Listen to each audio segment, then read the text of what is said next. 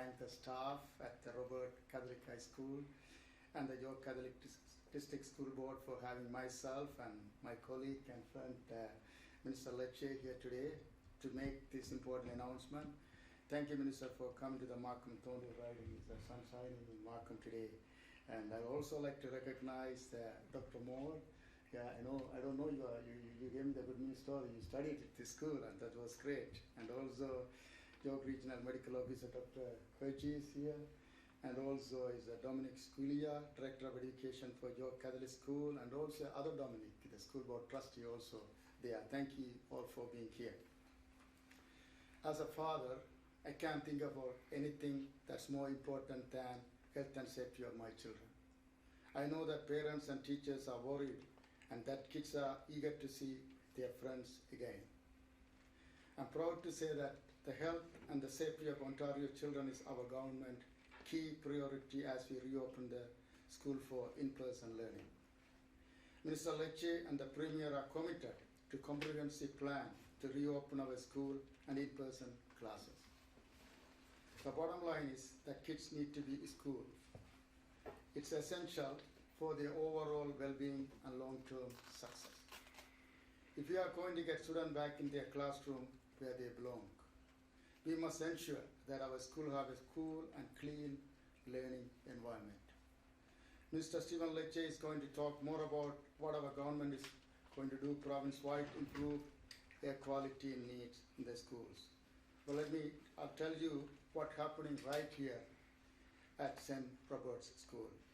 The current large gymnasium had an exhaust-only ventilation. I'm pleased to report that we are upgrading that system with a new rooftop unit that will provide better quality mechanical ventilation. The investment will help protect Markham students, school staff, and their families from COVID-19. By investing in improved air quality in school, our government is putting hardworking families first. At this time, I would like to turn the floor over to Dr. Kurji, York Regional Medical Officer of Health, who will have more say on this. Thank you.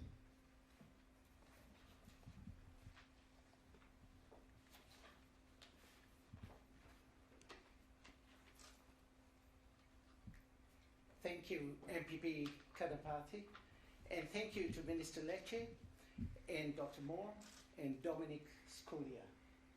I am pleased to join with representatives from the Ontario Government and York Catholic District School Board to share this education investment to help reduce the risk of COVID-19 transmission in our schools. Like many communities around the world, York Region is experiencing the impacts of COVID-19. We have suffered loss and impacts to our mental, physical, and emotional well-being. I have maintained throughout the pandemic that reopening schools is a priority to help support children's learning development and mental health. I am pleased to see the Ontario government's guide to reopening schools. It is a cautious and sensible approach. With good public health measures, contact and case management, and outbreak control, we will see our children prospering in our schools. There is also benefit to the evidence-based approaches being taken to enhance both overall indoor air quality and COVID-19 risk reduction. We must continue to follow all other public health measures outlined in the plan, including screening, physical distancing, wearing a mask, and cohorting students. And lastly, but most importantly, vaccination is key to returning to normal. While the success of the province's vaccination program is promising in providing protection against COVID-19 and its variants, greater vaccination coverage is required across all ages, recognizing Ontario's youngest learners are not currently eligible for a vaccine. I encourage everyone eligible to receive your vaccines to help avoid a resurgence of cases. On a personal note, I recently announced my retirement effective this September. COVID-19 is a public health crisis like one we have never experienced. It's been tough for everyone, but I applaud our staff, partners, hospital partners, residents and businesses for having done what's required of them. My special thanks to York Regional Council, MPs and MPPs and senior levels of government. Together, we have been able to continuously respond to the ever-changing needs of our community. I have sincerely enjoyed my time working closely with Minister Lecce on our shared goals and ongoing commitment to keeping our students, teachers and staff safe from COVID-19. Protecting residents of all ages can only happen when we are working together. I thank the Ontario government for their continued support now and into the future. Thank you. It brings me great pleasure to welcome Minister Lecce to speak today.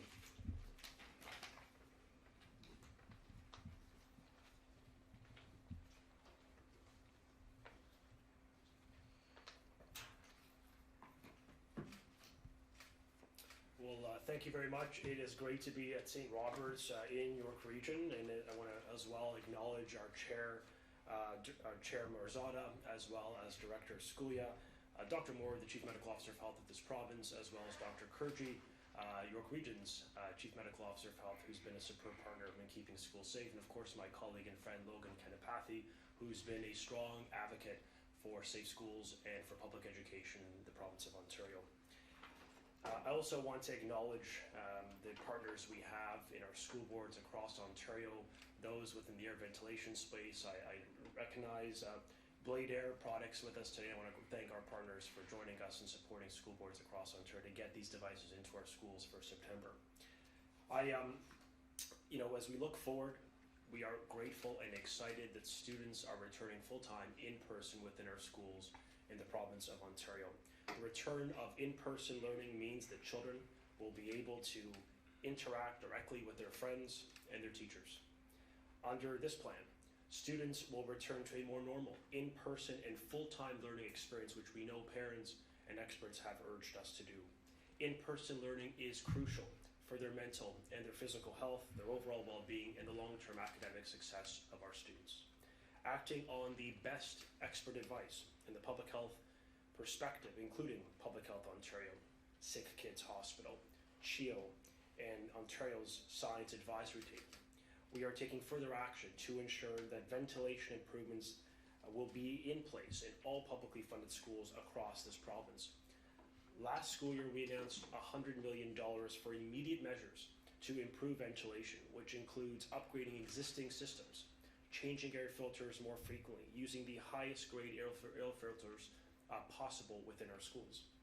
We partnered also with the federal government to fund more HVAC projects, window opening projects, and retrofits. Over $450 million is being invested for ventilation projects through the COVID-19 resilience funding stream, and we think this is going to make a difference. Improvements in air quality have been made or are being delivered across Ontario school boards, including in over 2,000 projects in over 1,670 schools and co-located childcare facilities. Today, I'm proud on behalf of our government to announce an additional $25 million investment for the purchase of approximately 20,000 additional standalone HEPA filters or HEPA units, which can improve air quality where there are challenges with ventilation within our schools. The additional funding announced today, combined with our past investment, will ensure that all occupied learning environments, including classrooms and gyms, libraries, childcare rooms, portables, and other instructional spaces without mechanical ventilation will now have a standalone HEPA filter placed within it when students return this fall. Now, many schools already employ full mechanical ventilation systems, and school boards are expected to inspect all ventilation systems and regularize their maintenance. To improve air quality at these schools, those with mechanical ventilation, we're instructing boards to continue to use the highest grade filters, MERV 13, where possible. We are requiring them to change the filters more often. They're operating their air systems 2 hours before and 2 hours after, and recalibrating their HVAC systems to maximize airflow and fresh air intake. For our junior and senior kindergarten classrooms, in all classrooms in Ontario, we also will place a standalone HEPA filter, regardless of whether they have mechanical ventilation or not. It's another added layer of protection that recognizes that our youngest learners in this province will not be required to wear masks within their classroom. And I'm pleased to add that an additional $29.4 million has been provided through the Priorities and Partnership Fund to support operating costs for ventilation systems for our school boards as well. With today's investment, this new investment will help deliver more than $600 million in projects to optimize air quality in schools across Ontario. And on top of these investments, and as a final precaution, school boards are encouraged to the extent humanly possible to take learning outdoors where possible, open windows to help keep these classrooms and learning environments as safe as humanly possible. To ensure students are confident and parents are confident that their children are safe when in school, we're also improving transparency by helping school boards to highlight the ventilation measures and improvements at the school level. Our government will provide a standardized template that will allow boards to share ventilation information publicly at the school level for every school in Ontario, for students and for staff and for their parents before the start of school. Today's announcement is just one part of our government's broader plan for safe in-class learning. And I recognize, as was noted by Dr. Kurji and my friend Logan, it has been a difficult year for all Ontarians. But our actions to improve air quality in classes will give families peace of mind that we are acting and investing and doing everything humanly possible to make sure our schools open safely as we have done in the past, and we keep them open for the benefit of children now and into the future. With the help of school communities and the additional support announced today, Ontario is delivering on our commitment to make schools safety a top priority. Thank you. And just perhaps before we turn it over, I think, to the Director of Education, Dr. Scully, and then I'll return for questions. Thank you so much.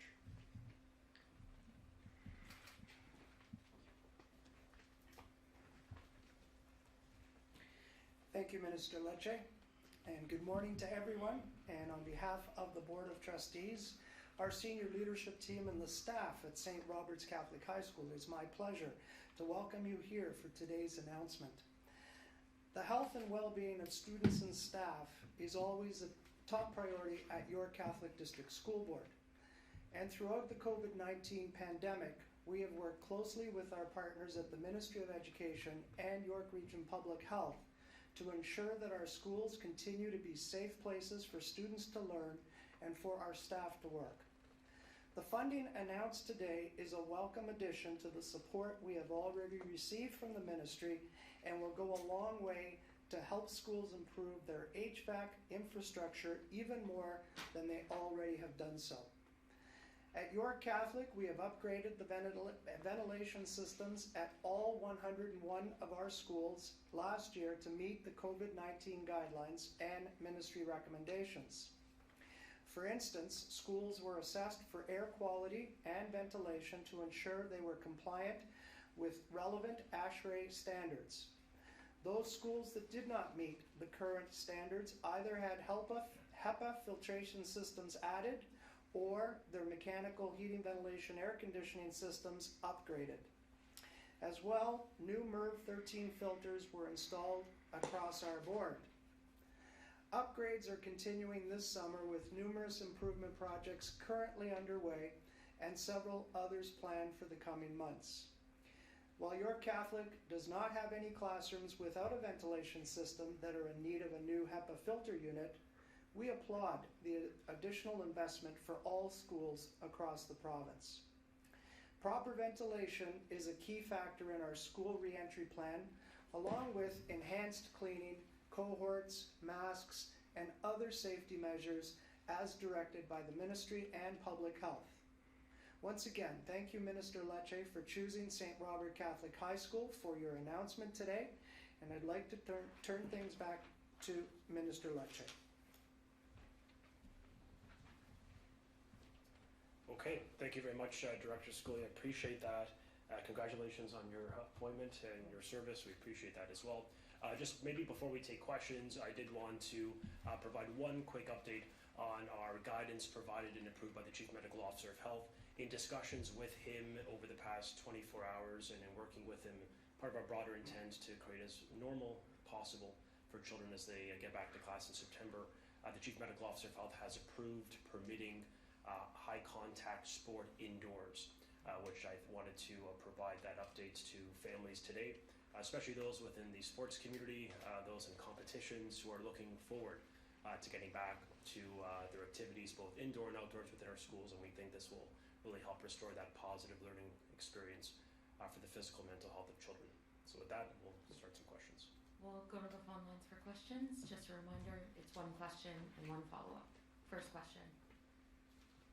Your first question comes from Richard Souther from 680 News. Richard, please go ahead.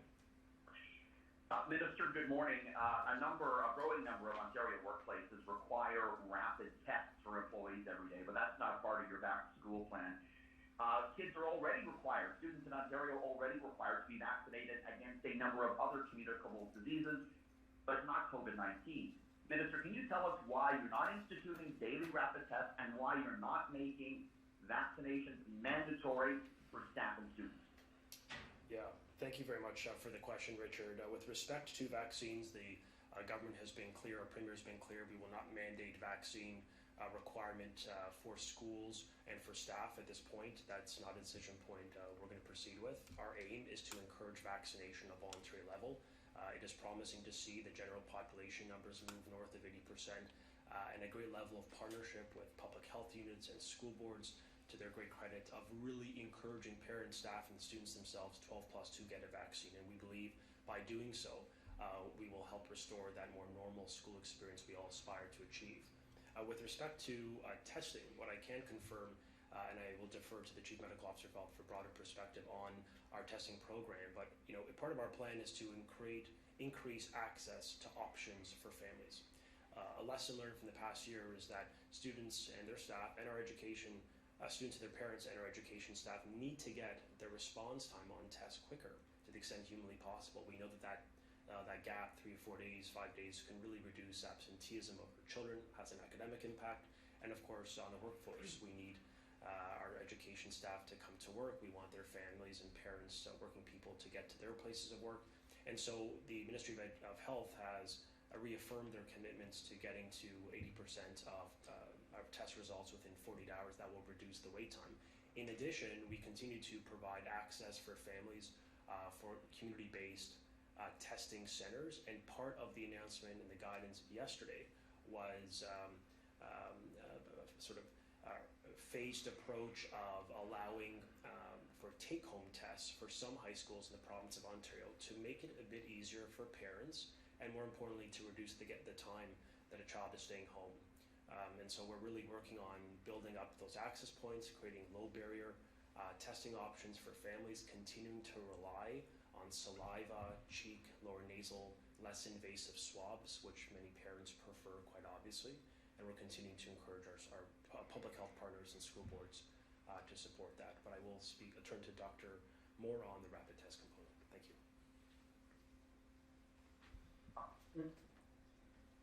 Thank you, Minister. And just in response, I think that the most important message I would have for our communities is that we achieve the highest community immunization rate we can achieve. I'm so happy to announce today that first doses are 80.5% in Ontario, and our second doses now are 70.5%. So we've done remarkably well through a non-mandatory means of providing immunization to the population in Ontario. We have a ways to go. We're calling that last stretch of trying to achieve near 90% as an ultimate goal, the last mile, and we will work diligently with our local public health agencies and communities to try to achieve that. Keeping a low rate of infection in our communities is how we keep our schools, our businesses, our social settings safe, and that is best achieved through that high level of community immunity. So congratulations, Ontario, we're on the right track. And we certainly want to achieve higher rates over the coming months. It's never too late to get immunized. The other question about asymptomatic testing using a rapid test is when our community rates are very low, like they are now, there is a significant risk of rapid testing being a false positive. when you have a very low rate of infection. And then you need a confirmatory test through a PCR. And so we've reviewed this issue with Public Health Ontario, local public health agencies, and it has been their scientific advice to us that rapid testing for asymptomatic individuals in low community rate of infection is too burdensome and will have too many false positives and be cumbersome to implement. And so we're maintaining that robust testing strategy using PCR, as the Minister has said, a multimodal means of providing PCR testing if someone is symptomatic. And that is our strategy going forward, to have assessment centers that are accessible, quick turnaround times for parents to be able to have their children back in the classrooms, and using a multimodal method of testing. Thank you. Just follow up here for the Education Minister. Through the notice you sent out to media about today's event said, and I quote, out of an abundance of caution, reporters will not be allowed insight in that classroom you're standing in today. However, come September, there can be 30, 35 students in that very classroom for 6 hours a day. Why is one potentially not safe to have reporters there, but safe under your plan to have students in there? Look, today's investment is about, an announcement is about further improving the quality of schools for 2 million children, and the Chief Medical Officer of Health has signed off on that guidance. Today we are taking it a step further by further improving air quality in schools, and I think it's actually important to note what we have done to ensure that those kids that return in September in elementary and high schools are safe. With schools that have mechanical ventilation in Ontario, which is the vast majority of schools, we believe in around 70%, virtually every school has had their system assessed or recommissioned to optimize airflow. 92% of our schools are using filters that are being changed more frequently and higher grade filters, including MERV 13. 91% of our schools are running their systems longer. 87% have increased their fresh air intake. And over 50,000 standalone HEPA filters are in our schools today. Today, in addition to that action being done for those schools, we are investing additional $25 million to deliver and deploy 20,000 more HEPA filters into schools in the province of Ontario for those that do not have mechanical ventilation. We're also setting a requirement for all kindergarten classes, junior and senior, to have one of those HEPA filters that are sized for the space. It may require 2 in some instances, where we're providing the school boards with the assurance and access to those HEPA filters to further improve air quality and to help keep these schools as safe as humanly possible. That is what we're doing today, and we're looking forward to September getting children back full-time in person, which will help support their mental and physical health, which we believe is so important as we look forward to getting them back. Next question. Your next question comes from Chris Rochelle from the Toronto Star. Chris, please go ahead. Thank you. My question is for Minister Lecce. Yesterday, Dr. Moore said that he can't envision schools closing this year, and I was just wondering that given your government closed schools more than any other province over the past year and a half, is that something that you actually think is possible for the upcoming school year?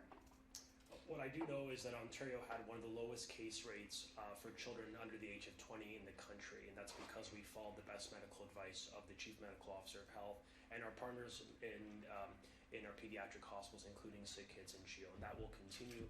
Our commitment and our goal is to get kids back, keep them safe, and yes, with the intention of keeping our schools open, which we know is really the best way by which we can support children from an academic perspective, from a mental health perspective, and really their physical health, which we know is important too. Follow up. Thanks. And with regards to allowing high contact sports indoors, can you talk a little bit about what prompted that change? And do you have any details? Will kids need to be masked indoors if they're playing high contact sports? Sure. I'll turn it to the Chief Medical Officer of Health.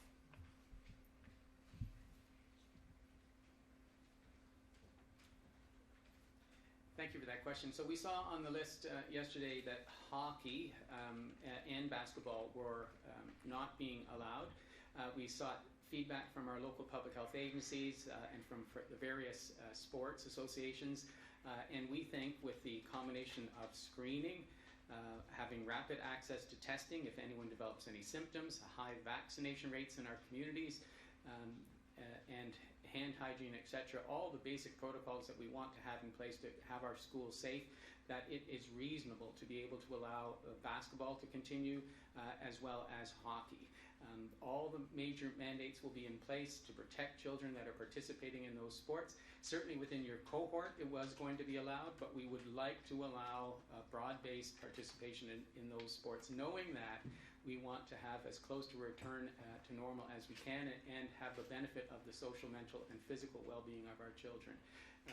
It's a risk reduction strategy. There's never a complete risk elimination, but we think it's prudent, we think it's reasonable, and we certainly want our children to be able to participate in those sports.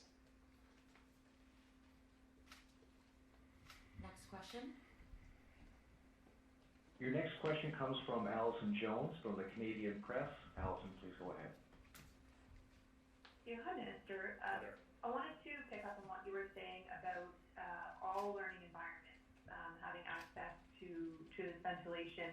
I'm just hoping you can be slightly more specific. Are you guaranteeing that you've given boards enough money and time to have every single classroom in the province either have the mechanical ventilation with the highest quality filter or a standalone HEPA unit by the first day of school?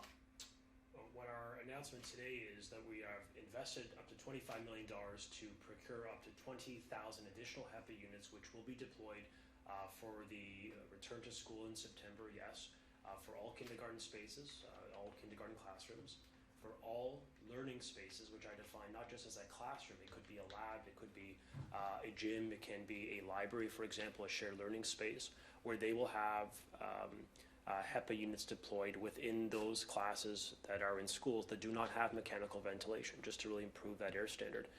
And to your point about those that do have mechanical ventilation, our guidance last year very much aligns with the guidance this year when it comes to the highest quality filters, the MERV 13s, the increase of the changing of those filters more regularly through the day, the maintenance and the recalibration of our HVAC systems. All of that is underway and will be continued to ensure, as was noted by the director here in York, for example, that all schools in the province continue to improve and ultimately just maximize the air quality within our schools. That really has been the strong advice of the Ontario Science Table, CHEO, Sick Kids, and others, and we're following that as per our announcement today. Follow up? Okay. Yeah, just to be clear though, are you guaranteeing that you've given boards enough money and time to have every single classroom subject to either the highest quality filter for mechanical ventilation or a standalone HEPA unit? Yeah, the net new component would be on the HEPA units, and yes, our commitment is to have those units within those schools and those classrooms for the first day of September. We have definitely delivered funding. We're now at $600 million in air ventilation improvements that are being delivered for schools across Ontario. That is a significant influx of funds that's helping to deliver improvements to 2,000 projects right across Ontario. And so today's investment will help us bridge that gap, get the delivery of those units to our schools by the first day of September to just ensure that we start as cautious as possible, but keeping them as safe as possible with the goal of returning as normal as possible over the coming weeks. Next question. Your next question comes from Jeff Gray from the Globe and Mail. Jeff, please go ahead. Thanks very much. Hi, Minister. I wanted to get back to the question that Richard asked there, I think off the top, which is about mandatory vaccinations. And your answer to him, I don't think gave us sort of the reason why, the rationale that this is the policy. I mean, my kids will get a stern warning letter if it turns out they missed a chicken pox or a measles booster and won't be allowed into school. But children over 12 who are eligible for the COVID-19 vaccine will be allowed. We're not making that mandatory. Can you explain why that's the case? Look, the government has made a decision in the context of mandating vaccines, and we're not going to do that. We'll respect the choices individuals will make, but at the same time, we can be strong advocates for vaccines as a safe way to reduce risk and to allow for a more normal return to class and to be, quite frank, a more normal September and fall and beyond if we're all increasing that our vaccine rates, and ultimately trying to achieve the community immunity rates that the Chief Medical Officer of Health has spoken about so passionately over the past months, urging Ontarians of all ages, 12 plus, to get a vaccine. So we're going to continue to encourage it. We have promotion campaigns underway to do that. Our guidance requires school boards to work in partnership with public health units to do so for vaccines for COVID-19 for those children 12 up, for their parents, families, and staff, in addition to the missing vaccines, perhaps non-COVID related vaccines that may have been missed over the past year, really trying to ensure that kids are as safe as possible for September. So we'll continue to urge everyone in this province to roll up their sleeve, get the vaccine. It is the best way by which we can put this pandemic in the rearview mirror, and while respecting the choices individuals will make. Follow-up? The opposition parties both said it for a long time that they think you should be spending more money to hire more teachers and keep class sizes down. Cap them at 20 is what the Liberals say. Why aren't you doing that? Well, first off, we have announced $380 million back in May of specific COVID-19 resources specifically for staffing to enable more hiring. Last year, 7,000 additional staff were hired, custodians and educators and EAs to support distancing. The advice from the Ontario Science Table, SICKIDS and CHEO and others has been to take a multitude of actions. Yes, distancing is important, which our guidance recommends within our schools, in addition to hand hygiene, in addition to improved air ventilation, in addition to a strict screening regime before children enter schools, and likewise access to low barrier testing, all of which is the basis for our plan. And today, to further improve safety and to build that confidence that schools can and will be safe this September, we're announcing an additional $25 million to literally deliver tens of thousands of HEP units, now 70,000 standalone HEP units within classrooms and learning spaces across Ontario. That is going to make a difference as we look forward, and we're going to continue to invest, continue to make the investments necessary for mental health, where we have quadrupled spending at from the peak of the former Liberal government's investments of $16 to $18 million. It's now over $80 million under Premier Ford, because we understand and appreciate full well the necessity to reduce wait times and increase access to mental health supports for children. In learning recovery, we've announced $85 million back in May again, specifically focused on early reading interventions from kindergarten to grade 3, expansion of math, teacher-led math supports and math tutoring utilizing TVO and TFO in English and French, great partners in education, as well as expanding investments for at-risk communities, Black, Indigenous, and racialized students as well, realizing that they have disproportionately been affected by the pandemic. Those resources are been front-loaded for our boards, which has been acknowledged both by the school board associations and I think by others. So we'll continue to make those investments necessary, and I think the $25 million we're announcing today for more HEPA units to improve air ventilation, again, is very positive development, and I think it speaks to our ongoing commitments to keep schools safe. We'll go to the next question, and this will be the last question. Your last question comes from Matt Samard from Radio Canada. Matt, please go ahead. Well, hi, Minister. I couldn't find specific rules for unvaccinated children in your plan. Last week, Dr. Moore has alluded to different rules in case of outbreak.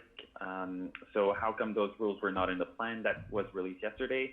And for example, will unvaccinated children be allowed to join a sports team or a club? Sure. I'll turn it over to the Chief Medical Officer of Health. Thank you.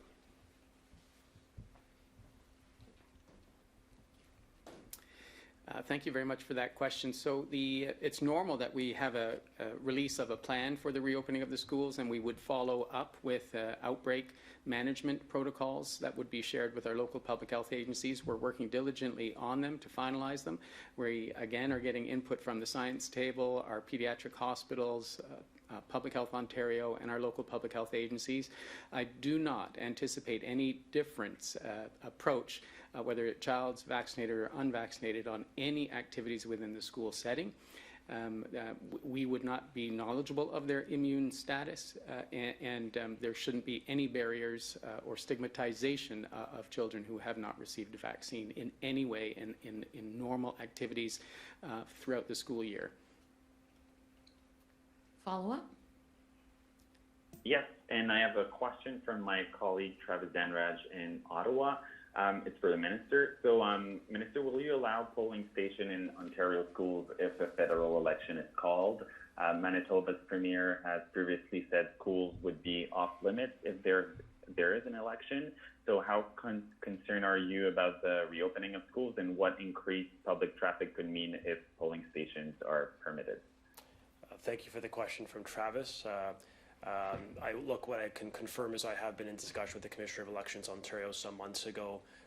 Schools have historically always been safe spaces for voting in our elections, an important part of our democracy. We'll follow the advice of the Chief Medical Officer of Health, Ontario Health, in the context of those that question and the utilization of schools. At the end of the day, we want to be partners in our government and our democracy. We want to support Elections Ontario and Canada in the coming months, but ultimately we're going to be deferring to the best science of our medical officials to make sure that whatever we do, it is safe for the children and the staff that work and go to school every day. Okay. We'll just take one final question from the floor. Sure. Minister, this is from Adrian Gabriel. And what happens if a filter can't get into a classroom? What happens if some of the benchmarks that you've set out can't happen in a school? Will that school be closed? What will happen if there's too many kids in that class because they don't have enough floor space, teachers, or whatever? Yeah, we do believe that the HEPA units will be delivered to schools across Ontario. Keep in mind that there are 50,000 HEPA units already within schools in Ontario that have been supported and funded by our government. The $1.6 billion we allocated last year and the $1.6 billion we have allocated again for this coming school year, in addition to the 20,000 we announced today. So we do have confidence that those HEPA units will be deployed. They will further improve air ventilation within those schools. Keep in mind that, for example, in kindergarten spaces, those are often within schools that are mechanically ventilated. They already are using high quality filters. They already are changing their filters more often. They've recalibrated their HVAC systems, and they're running their systems for 2 hours before and after. This is an additional measure to further improve the safety of schools, because our aspiration, as communicated by the Chief Medical Officer of Health, is yes, to continue to keep the schools safe, but to keep them open. And we know how critical that is for children's mental and physical health. What happens if the Delta variant does take place and does take hold even more than it has now? We're seeing in the States and a lot of other places that Delta variant has overwhelmed, once again, the medical system. Yeah, I think I'll turn to the Chief Medical Officer of Health for perspective, but I think the short answer is by continuing to encourage vaccines, second dose vaccines for staff and for students and for families in this province of Ontario, we can help deter some of the risks that are associated with that potential rise. The Chief Medical Officer of Health has noted in the past, schools reflect the community. And so if all Canadians, all citizens continue to remain cautious, follow the rules, and do their part, including rolling up their sleeves to get a vaccine, I do believe we can help not just keep schools safe and open, but help the broader economy and society continue to reopen gradually and safely. But I'll turn to the Chief Medical Officer of Health for perspective on the Delta.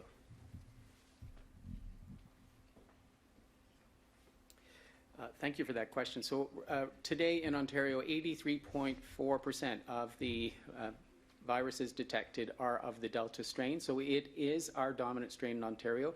But through a combination of public health measures, as well as a good immunization rate, we've been able to limit the spread of Delta in many situations. But if you just look at Waterloo still is having a rough time trying to keep their numbers down because Delta is so much more transmissible, and the data is showing that it's also more virulent in terms of hospitalization. Today in Ontario, if you are over 60 and unvaccinated, you have a 15 times higher risk of being admitted to hospital if you get COVID-19. There is clear benefit to being immunized, and 8 times more likely to require the need of intensive care unit services.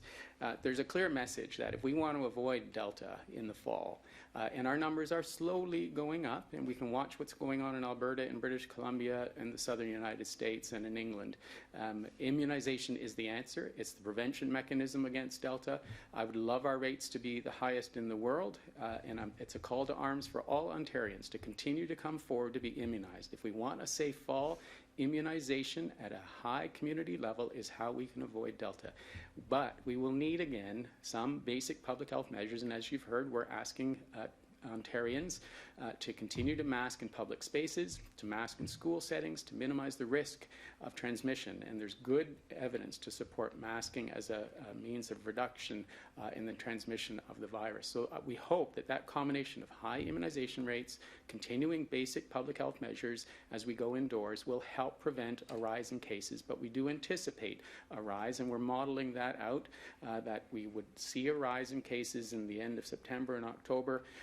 And it's a warning to all of us. If you haven't been immunized, it's not too late to come forward and call your local public health agency, call your pharmacist, your primary care provider, have your questions answered, and get immunized. It is our means of avoiding the fourth wave or a surge in cases. Thank you, Doctor. Thank you, Minister. Thanks, everyone. Thank you very much.